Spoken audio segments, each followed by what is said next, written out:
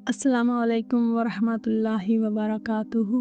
मेरे प्यारे भाइयों और बहनों, आज मैं आपसे एक बहुत ही अहम और खुशखबरी वाली बात शेयर करने वाली हूँ। क्या आप जानते हैं कि कुछ ख़ास औक़ात ऐसे हैं जिनमें अगर आप दुआ मांगें तो अल्लाह ताला उस दुआ को ज़रूर कबूल फरमाता है।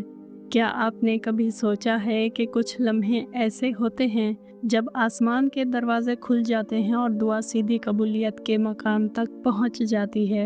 मैंने बहुत से लोगों को देखा है जो बरसों से एक ही दुआ मांग रहे होते हैं, रात रात भर आंखों में आंसू भरकर अल्लाह के सामने हाथ उठाते हैं, मगर उनकी हाजत पूरी नहीं होती। फिर जब वो इन मखसूस मुबारक औकात का ख्याल रख कर दुआ करने लगते हैं तो उनकी ज़िंदगी बदल जाती है। आज की इस वीडियो में मैं आपको बिल्कुल वही 8 औकात बताऊंगी जिनके बारे में नबी करीम सल्लल्लाहु अलैहि वसल्लम ने ख़ास तौर पर फरमाया है कि उस वक्त मांगी हुई दुआ रद्द नहीं होती बल्कि लाजमी कबूलियत का शर्फ हासिल करती है। मेरे अजीज़ों, दुआ इबादत का मग़ज़ है और अल्लाह ताला ने खुद कुरान मजीद में फरमाया है कि मुझे पुकारो मैं तुम्हारी दुआ कबूल करूँगा। मगर अल्लाह ने अपनी हिकमत से कुछ औकात ऐसे मुकर्रर फरमाए हैं जिनमें दुआ की कबूलियत का इम्कान बहुत ज़्यादा होता है। आज मैं आपको इन 8 अहम तरीन औकात के बारे में तफसील से बताऊंगी ताकि आप इन्हें अपनी ज़िंदगी में अपना सकें और इंशाअल्लाह आपकी दुआएं भी कबूल हों। तो आइए शुरू करते हैं और आखिर तक मेरे साथ रहिए, क्योंकि ये बातें आपकी दुआओं का दरवाज़ा खोल सकती हैं। मेरे प्यारे भाइयों और बहनों, अब मैं आपको वो पहला मुबारक वक्त बता रही हूँ जिसमें दुआ लाजमी कबूलियत का शर्फ हासिल करती है। वो है रात का आखिरी तिहाई हिस्सा, यानी तहज्जुद का वक्त। रसूलुल्लाह सल्लल्लाहु अलैहि वसल्लम ने फरमाया कि हर रात जब रात का आखिरी तिहाई हिस्सा बाकी रह जाता है तो अल्लाह ताला आसमान दुनिया पर नज़ुल फरमाता है और फरमाता है कि कौन है जो मुझे पुकारे मैं उसकी दुआ कबूल करूं, कौन है जो मुझसे मांगे मैं उसे अता करूं, कौन है जो मग़फ़िरत तलब करे मैं उसे माफ़ कर दूं।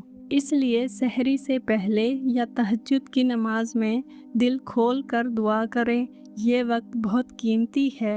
दूसरा मुबारक वक्त है आज़ान और अकामत के दरमियान।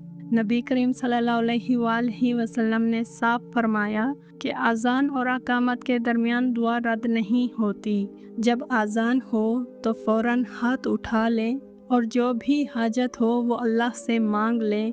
ये चंद मिनट का वक्त है, मगर उसमें दुआ की कबूलियत का वादा है। तीसरा वक्त है सजदे की हालत में। रसूलुल्लाह सल्लल्लाहु अलैहि वसल्लम ने फरमाया कि बंदा अपने रब के सबसे ज़्यादा करीब सजदे में होता है, इसलिए सजदे में कसरत से दुआ करो। फ़र्ज़ नमाज हो या नफल, जब सर ज़मीन पर रखें तो दिल से दुआ मांगें। ये कुर्बत का लम्हा है और दुआ कबूल होने का बेहतरीन मौका। चौथा वक्त है फ़र्ज़ नमाज़ों के फ़ौरन बाद। हदीस में आया है कि फ़र्ज़ नमाज़ों के बाद दुआ कबूल होती है। जब सलाम फेरें तो फ़ौरन दरूद पाक पढ़ें, अल्लाह की हम्द करें और फिर अपनी हाजतें पेश करें। बहुत से लोग नमाज पढ़कर उठ जाते हैं और ये कीमती वक्त ज़ाया कर देते हैं। पाँचवा मुबारक वक्त है जुम्मा के दिन की मखसूस घड़ी। नबी करीम सल्लल्लाहु अलैहि वसल्लम ने फरमाया कि जुम्मा के दिन एक ऐसी घड़ी है जिसमें कोई मुसलमान अगर अल्लाह से मांगे तो अल्लाह ज़रूर अता फरमाता है। राजिया कौल के मुताबिक ये वक्त असर की नमाज के बाद से मगरिब तक का आखिरी हिस्सा है, इसलिए जुम्मा के दिन असर के बाद ज़्यादा से ज़्यादा दुआ करें। छठा वक्त है बारिश बरसने का वक्त। हदीस में आया है कि बारिश के वक्त दुआ रद्द नहीं होती। जब आसमान से बारिश शुरू हो तो फ़ौरन हाथ उठाकर दुआ करें। ये रहमत का वक्त है और दुआ की कबूलियत का बेहतरीन मौका। सातवां वक्त है रोज़ा अफ्तार के वक्त। सातवां वक्त है रोज़ा अफ्तार करते वक्त। रसूलुल्लाह सल्लल्लाहु अलैहि वसल्लम ने फरमाया कि रोज़ादार की अफ्तार के वक्त की दुआ रद्द नहीं होती।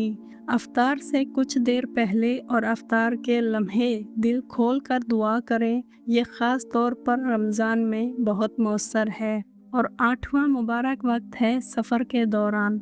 حدیث میں آیا ہے کہ مسافر کی دعا قبول ہوتی ہے۔ جب آپ سفر پر نکلیں یا سفر کے دوران ہوں تو دعا کا خاص اہتمام کریں، کیونکہ سفر میں انسان کی عاجزی بڑھ جاتی ہے اور دعا جلد قبول ہوتی ہے۔ میرے عزیزو، یہ 8 اوقات اللہ کی طرف سے عطا کردہ قیمتی مواقع ہیں۔ انہیں اپنی زندگی میں اپنائیں، صبر اور یقین کے ساتھ دعا کرتے رہیں تو انشاءاللہ آپ کی دعائیں قبولیت کا شرف حاصل کریں گی۔ میرے پیارے بھائیوں اور بہنوں، آج میں نے آپ کے سامنے وہ 8 مبارک اوقات رکھے ہیں جن میں دعا مانگی جائے تو اللہ تعالیٰ اسے لازمی قبولیت کا شرف عطا فرماتا ہے۔